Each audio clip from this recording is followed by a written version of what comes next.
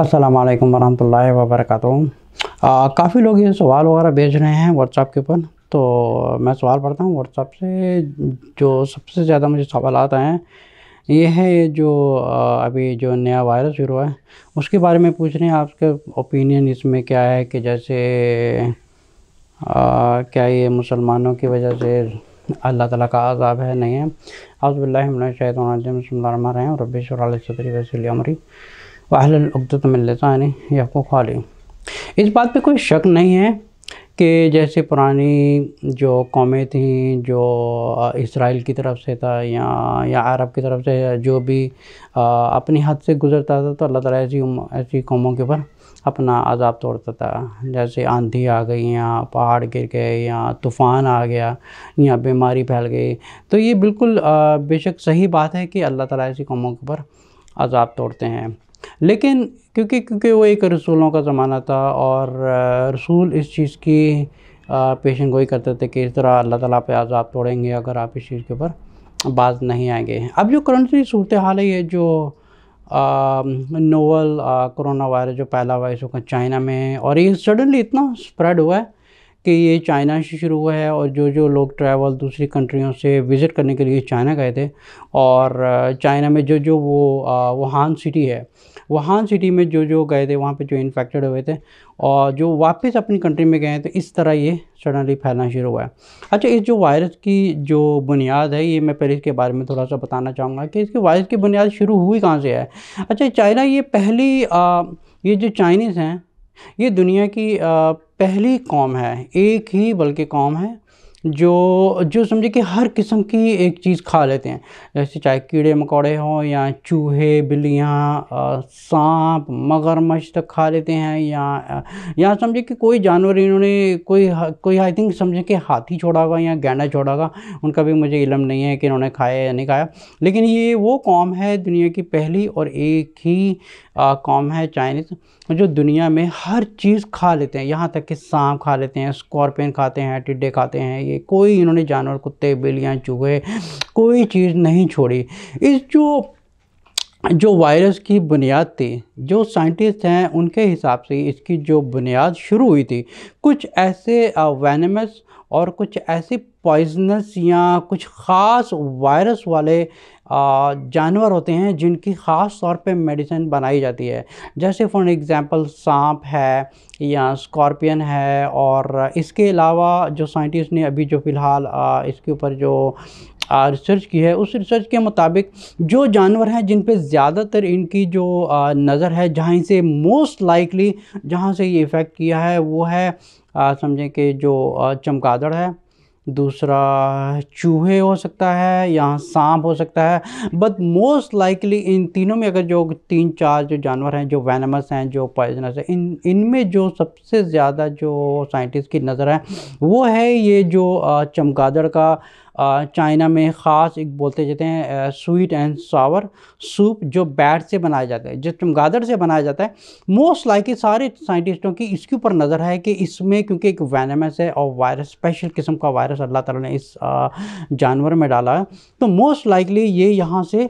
शुरू हुआ है। लेकिन इसके बारे में भी 100% नहीं पता चला कि ये वाकई चमगादड़ से ही निकला है। लेकिन मोस्ट लाइकली 3-4 जानवर ऐसे हैं, जैसे सांप है, चूहा है या चमगादड़ है, और ये इनके सूप खाते हैं और बाकायदा ये इनके सूप बनाए जाते हैं और बाकायदा इनके टिक्के कबाब बनाए जाते हैं। तो मोस्ट लाइकली जितने भी साइंटिस्ट हैं उनकी एक चमगादड़ के ऊपर नज़र है। अब जो चमगादड़ में जो ख़ास किस्म का एक वायरस था, वो कोई नहीं जान सकता कि सबसे पहले किस इंसान को ये इन्फेक्ट किया था। अब उस इंसान के ऊपर इन्फेक्ट करने के जब इनको एक सडनली एक जो वायरस होता है जो स्प्रेड हुआ है, फिर इसके बाद ये इस वायरस के बारे में बताया जाता है कि वायरस के इफ़ेक्ट्स क्या हैं। इस वायरस के जो इफ़ेक्ट्स हैं, इट इज़ सिमिलर टू खांसी है, नज़ला है, ज़ुकाम है या छींक आना है या रेस्पिरेटरी में इफ़ेक्ट आता है, और सांस में जो लंग्स में उसमें प्रॉब्लम आता है और किडनीज़ में प्रॉब्लम आता है। So it can effect anybody. लेकिन जो आम निमोनिया होता है या जो आम किडनी फेलियर होती हैं, जो आम रेस्पिरेटरी सिस्टम प्रॉब्लम होते हैं, या इसके अलावा जो लंग्स में एक जो हमारे अंदर हवा जाती है या हवा खारिज होती है, इनके और आम बीमारियों में और इस वायरस के इन्फेक्ट में, इन दोनों में फ़र्क ये है कि इनका असर एक डिफरेंट होता है, क्योंकि ये सडनली इफ़ेक्ट करता है। सडनली इफ़ेक्ट कैसे करता है? जैसे समझे कि किसी इंसान को खांसी लगी है तो वो ग्रेजुअली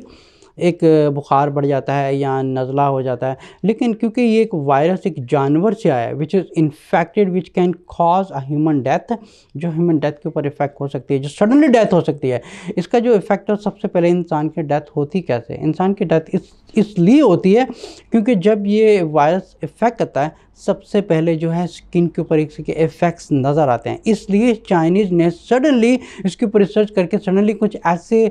इक्विपमेंट तैयार किए हैं राइट अवे, जो जो समझो कि एक इंसान चलता जा रहा है और उसके ऊपर एक समझ ले कि एक जो एक्सरे का स्कैनर होता है, तो वो दूर से ही एक गन की तरह इन्होंने एक वो इक्विपमेंट बनाया जो सडनली दूर से ही उसके सिम्टम्स जो बॉडी पे होते हैं, जैसे पिंपल्स हो गए, ये ख़ास तौर पे उनके असरात होते हैं, that is different than the regular fever, that is different than the regular pimples. इन लोगों ने ख़ास तौर से इस इक्विपमेंट को तैयार किया जो राइट वे इन लोगों ने एयरपोर्ट पे दे दिए हैं और जगह जगह बाज़ारों में ये स्कैनर लगा दिए हैं कि जहाँ से इस किस्म का कोई शख्स गुजरेगा, जहाँ पे ये वो उसको सिम्टम्स को पिकअप करेगा थ्रू द स्कैनिंग और उनकी स्किन के ऊपर इफेक्ट करेगा, तो सडनली उसको स्टॉप बाय करके उसको पुल ओवर करके उसको साथ में ले जाएंगे लेबॉर्ट्री में और उसको ट्रीटमेंट करेंगे। अच्छा, इनकी सिर्फ 2 स्टेजेज़ हैं, 2 स्टेजेस के है अकॉर्डिंग टू माई रिसर्च, कि पहली स्टेज ये है कि आपको इन्फेक्ट करता है। अगर इन पहली दफ़ा इन्फेक्ट किया है तो ये एक ऐसा जरासीम है जो, अच्छा ये एक जरासीम ऐसा है, ये इसमें 2 स्टेजेस हैं। पहली स्टेज है कि ये आपको सडनली इन्फेक्ट होता है और इसकी दूसरी स्टेज है जो सडनली अगर पहले स्टेज में इसको नहीं पकड़ा गया तो सेकेंड स्टेज इसकी ये पूरी बॉडी में इफेक्ट होते हैं। राइट अवे जो सबसे पहले इफेक्ट करता है, ये सबसे पहले जो इफेक्ट करेगा वो इफ़ेक्ट करता है रेस्पिरेटरी सिस्टम के ऊपर, जो सडनली आपके लंग्स को ब्लॉक करके राइट अवे इंसान की डेथ हो जाती है। These are the only 2 stages. जैसे फॉर एग्जांपल दूसरी बीमारी होती है first stage, second stage, third, जैसे कैंसर की स्टेजेस होते हैं, फिर बोलते हैं हमारी लास्ट स्टेज है because it's too much spread all over the body. So similarly in the case of जो कोरोना वायरस है, इसमें भी सिमिलर केस है। फर्स्ट स्टेज है आपको इन्फेक्ट है, सेकंड स्टेज में सडनली स्प्रेड होकर बॉडी में इतना फैल जाता है it's unable to catch it. अगर फर्स्ट स्टेज में आपकी स्किन के ऊपर है या थोड़ा सा इफेक्ट है, they will catch it right away, but if you goes to the second stage it will not, the person will not survive at all, क्योंकि पूरी बॉडी में फैल जाएगा। अच्छा, ये दूसरे इंसानों में कैसे फैलता है? दूसरे इंसानों में फैलता है हवा के ज़रिए। अब कहते हैं जो साइंटिस्ट के मुताबिक है, अगर एक इंसान को ये कोरोना वायरस है, एक इंसान इन्फेक्ट करता है 14 लोगों को, इट्स ड्यू टू उसकी फुटेज भी मौजूद होगी और काफ़ी रिसर्च के बाद मैं ये बात कर रहा हूँ कि एक इंसान से उनके जो एस्टिमेशन है 14 लोगों को इन्फेक्ट करता है। अब 14 लोगों को एक इंसान इन्फेक्ट कर रहा है हवा के ज़रिए, सांस के ज़रिए, या खांस रहा है या बात कर रहा है, तो जरासीम समझे कि हवा में एक ठहर रहे हैं। अब जहाँ पे भी वो जरासीम जाके टच करेंगे that person will be get infected. अच्छा, होता क्या है कि अब 14 लोग हैं, 14 लोगों को अगर एक इन्फेक्ट कर रहा है, अब 14 लोगों को भी डिवाइड करो, अब 14 को 14 के साथ मल्टीप्लाई करें, फिर वो जो आगे मल्टीप्लिकेशन है उनको भी 14 से डिवाइड मल्टीप्लिकेशन करें, तो आपको पता चलेगा this is so much spreading suddenly disease के इंसान की ह्यूमन में ये इन्फेक्ट हो जाता है।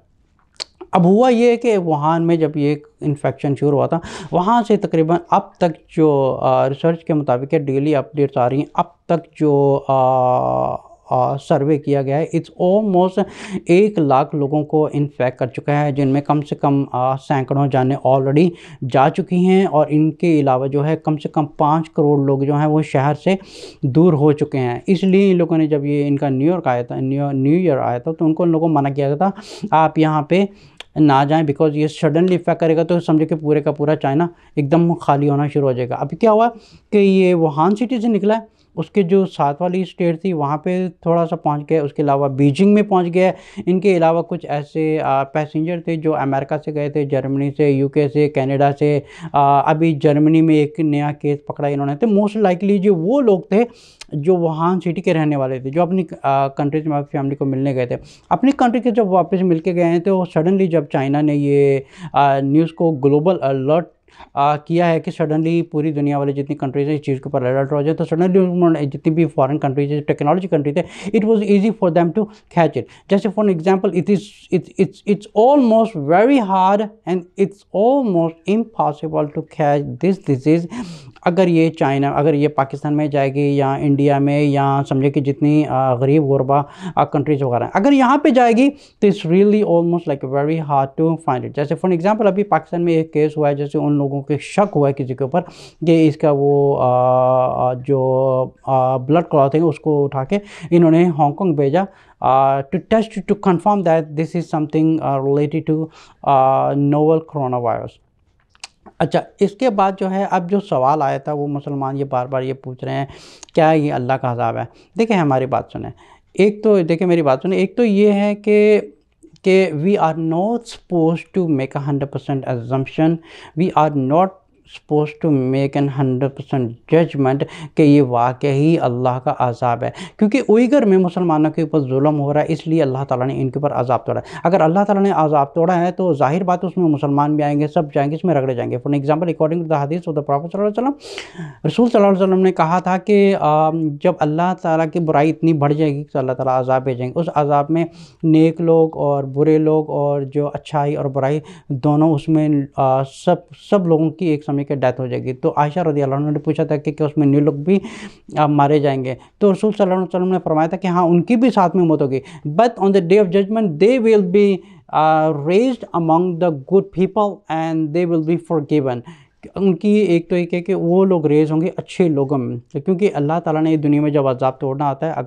अगर बुराई ज़्यादा है अच्छाई कम है, तो इसमें अल्लाह ताला की हदीस के मुताबिक है वो समझे कि सारे एक ही एक सैलाब आता है सबको उड़ा के ले जाता है। तो जितने मुसलमान ये एग्जम्पशंस कर रहे हैं हमारे मुसलमानों पे जुल्म हुआ है, इन लोगों ने कुरान की डुप्लिकेशन करनी थी इसलिए अल्लाह का अज़ाब आया, हम ये किसी के बारे में 100% जज नहीं कर सकते कि क्योंकि हम लोग तो पैगम्बर नहीं है, कोई नहीं है, इसलिए हम लोग आम इंसान हैं, वी डोंट नो दैट। क्योंकि एज अ ह्यूमैनिटी हम ये कह सकते हैं कि अल्लाह ताला इनको हिदायत दे और वहाँ से गंदगी साफ़ हो, तो अल्लाह नोज़ बेटर, हम ये कह सकते हैं वल्लाहु आलम, वी डोंट नो दैट, सिर्फ अल्लाह की ज़ात जानती है कि ये अल्लाह का अज़ाब है या नहीं है। लेकिन ये किसी इंसान के ऊपर ये हक़ नहीं बनता कि वो किसी के ऊपर जज करे कि ये वाकई अल्लाह का अज़ाब हो रहा है, क्योंकि वहाँ पे उइगर मुसलमानों के ऊपर